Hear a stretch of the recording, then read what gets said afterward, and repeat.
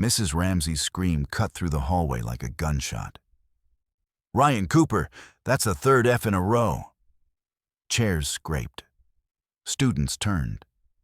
And at the back of the classroom, a skinny kid with sunken eyes and torn sneakers just stared down, fists clenched. But from the next room, a man with a mug that read, "World's Okayest Dad," paused mid-sip. He'd seen this before, too many times. What he did next would change everything. Before we dive in, drop a comment with where you're watching from, and don't forget to hit subscribe for more videos like this. Let's begin. The hallway outside room 207 was chaos. Teachers huddled by the coffee cart, muttering. Students whispered about the Cooper boy like he was a walking scandal. And behind the tall window, 14-year-old Ryan Cooper stood motionless, gripping the handle of his worn backpack like it was the only thing keeping him upright. Down the hall, Mr. Cole, math teacher, former Marine, and newly single dad, watched it all with furrowed brows. He knew that look in a kid's eyes. Empty, defensive, like someone who stopped expecting good things a long time ago. "Trouble again?" Principal Gaines asked as he walked by, glancing at Ryan. Mr. Cole nodded. "That's the third failing grade in 2 weeks. You thinking expulsion?" Gaines shrugged. "What else?" "Kid's been failing since middle school. His mom's doing 2 jobs just to survive. There's only so much we can do." That night, as Mr. Cole tucked in his own son, he couldn't stop thinking about Ryan. He remembered a time when his boy used to stutter, scared of even raising his hand in class. He also remembered how it felt to fix that, how someone once believed in him. The next morning, he knocked on Mrs. Ramsey's door.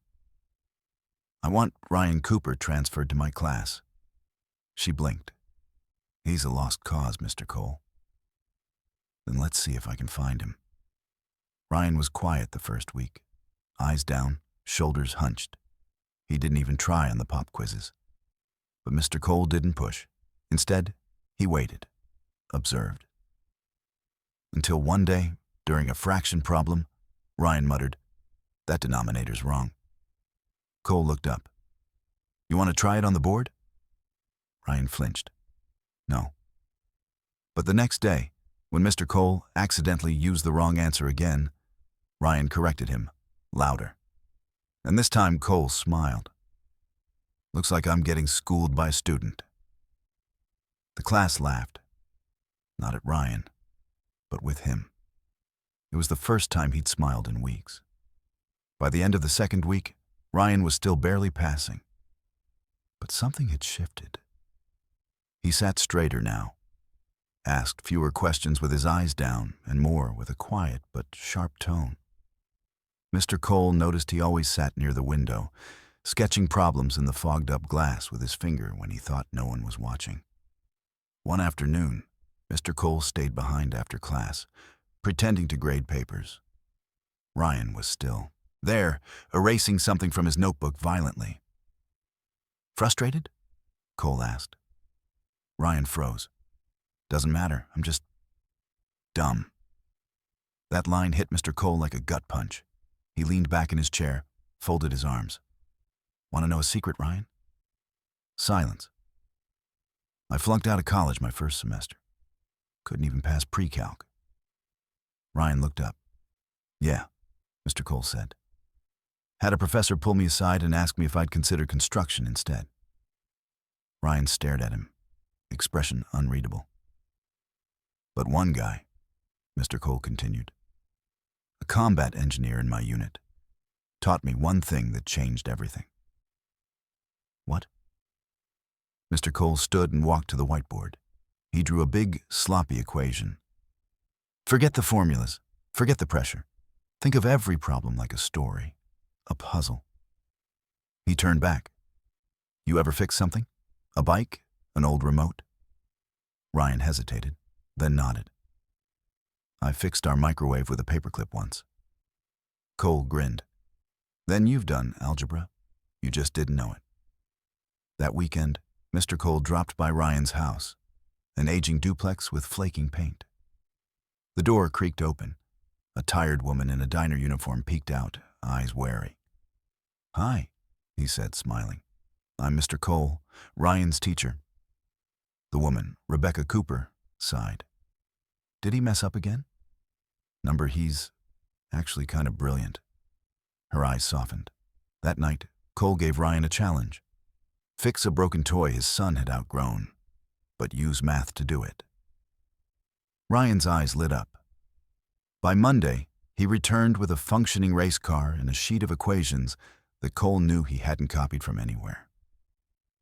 That was the moment everything changed. 3 weeks later, Ryan wasn't just passing. He was leading group projects, helping other kids understand decimals, and even volunteering answers out loud. The shy kid who once flinched at his name being called was now the first one in class and the last to leave. But not everyone liked it. "I don't understand why he gets special attention," sneered Carter Wilkins, a kid from a wealthy family. "My dad says kids like that are just charity cases." Mr. Cole stopped mid-sentence. The whole room fell silent. Even Ryan froze. Cole didn't raise his voice. He simply turned and said, "Carter, come up here."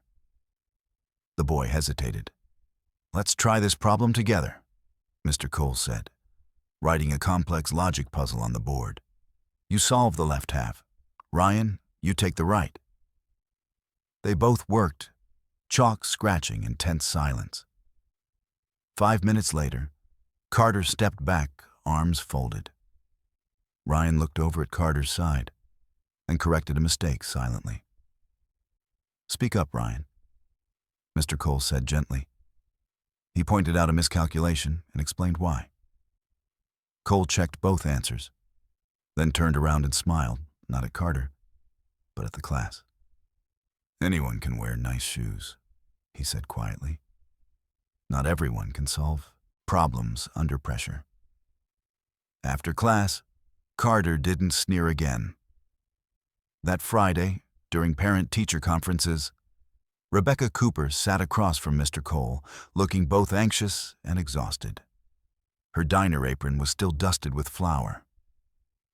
"I don't know what you've done," she said, voice cracking, "but he's different. He helps me with bills now, budgeting. He's even planning to get a part-time job, voluntarily. That boy used to sit in his room for hours doing nothing." Mr. Cole nodded.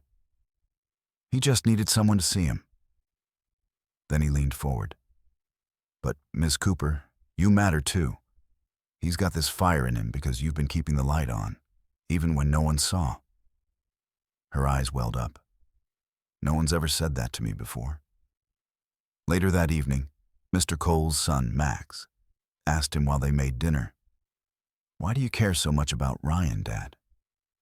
Mr. Cole paused. "Because I used to be him." 1 week later, Ryan's name was called over the intercom. "Please report to the auditorium." He walked in to see a banner, "Student Turnaround of the Year." Applause thundered. Rebecca was in the front row, hands over her mouth.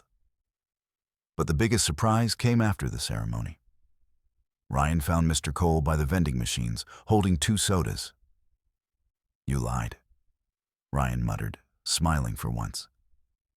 Mr. Cole raised an eyebrow. "About what?" "You're not just a teacher. You're the first person who ever made me think I could be more than a screw-up." Cole smiled. "Nah, you did that on your own." 3 months in, Ryan was a different kid. His hoodie wasn't always up anymore. He laughed louder.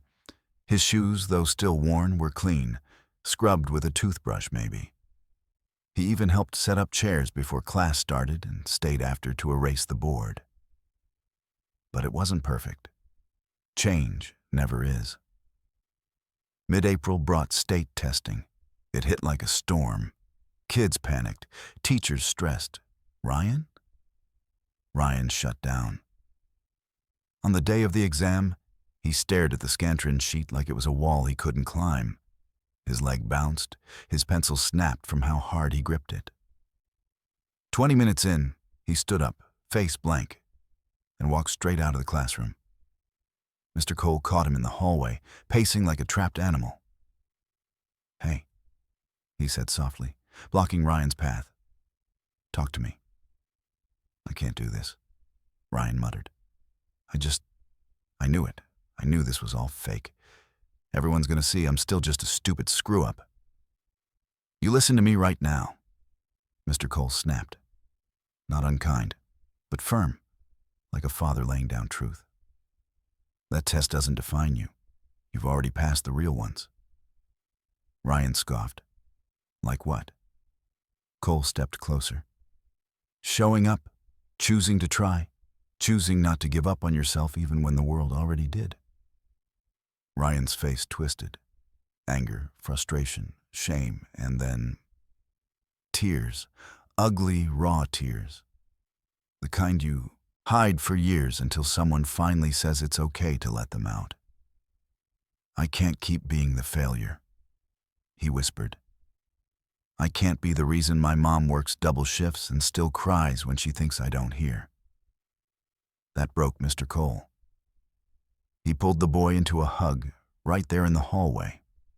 Teachers passed by and said nothing. They just saw two people holding each other up. "You are not a failure," Cole said. "But if you want proof, go finish that test. Not for me, not for your mom. For you."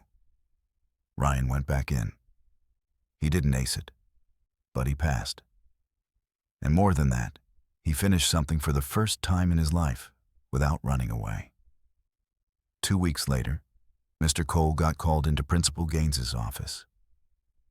"Take a seat," Gaines said, expression unreadable. "Something wrong?" Number quite the opposite. He slid a file across the table. Ryan's test results, his grades, teacher notes, a recommendation letter for the district's gifted mentorship program. "You pulled off something no one expected, Cole. I want you to know that." Mr. Cole exhaled hard. "He did the work." Gaines chuckled. "Yeah, but you lit the match." That night, at a quiet corner table in the diner where Rebecca worked, Mr. Cole handed her the news. She didn't say anything for a moment, just stared at the letter like it was written in gold. "I used to think all I could give him was food and rent," she whispered. "Turns out he just needed one person to believe in him." Mr. Cole shook his head. "He needed two." She looked up. Their eyes met. For a beat, something unspoken passed between them, but neither said it. Not yet. Summer came fast. The halls emptied. The stress of exams faded into memory. And for the first time in years, Ryan Cooper walked through his neighborhood not with his head down, but with his chin high and his backpack slung over one shoulder like he owned his future. He wasn't just passing now, he was tutoring younger students, even helping organize a math club at the local rec center. Word got around. Kids who used to mock him now looked at him like someone who knew something they didn't. But the story wasn't done. One Friday evening, Mr. Cole and his son Max were packing up after a little league game. Max was sweaty, dirt-streaked, and grinning ear to ear. "Dad," he said, tossing his glove into the trunk, "can Ryan come to dinner?" Cole paused. "What made you think of that?" "He told me he's never had pizza that wasn't frozen. I thought maybe we could change that." Mr. Cole smiled. Kids notice more than we think. That evening, Ryan sat stiffly at the dinner table, unsure how to act. The table was full, real napkins, glass cups, homemade garlic knots. Max showed him how to use the fancy pizza cutter. "Your dad always cook like this?" Ryan asked quietly. Max grinned. "Only when he's trying to impress someone." Ryan laughed for the first time that day. Mr. Cole raised a brow. "Is that so?" The night went on with laughter, second helpings, and stories Max shared way too loudly. At one point, Mr. Cole caught Ryan watching the scene with an unreadable expression. "You okay?" he asked. Ryan nodded slowly. "Just never seen this before. Not in real life." Mr. Cole said nothing, just gave a small nod. A quiet understanding passed between them. 2 weeks later, Ryan stood nervously at the front of the school gym. He was the final speaker at the middle school graduation ceremony. He wasn't valedictorian, but he'd been invited to speak by the student council, unanimously. He looked out at the crowd, at Carter Wilkins clapping in the front row, at the kids he once thought hated him, at his mother wiping tears in the folding chair beside Principal Gaines. And near the exit, standing with his arms crossed and a proud glint in his eye, Mr. Cole.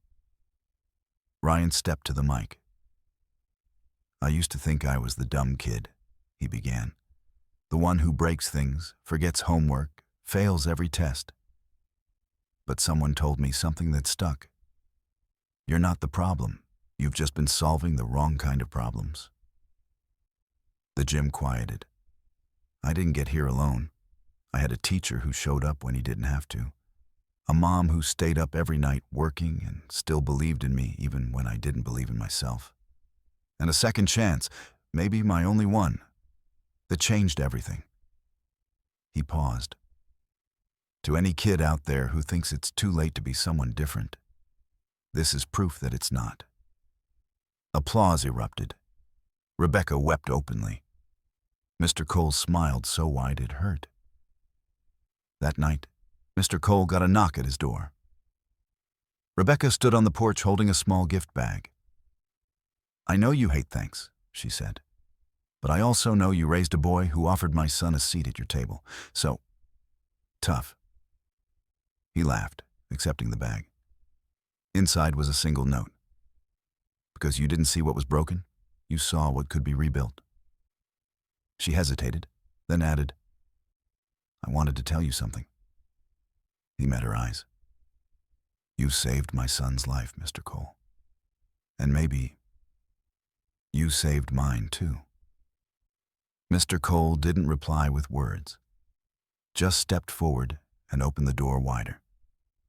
She smiled and stepped inside.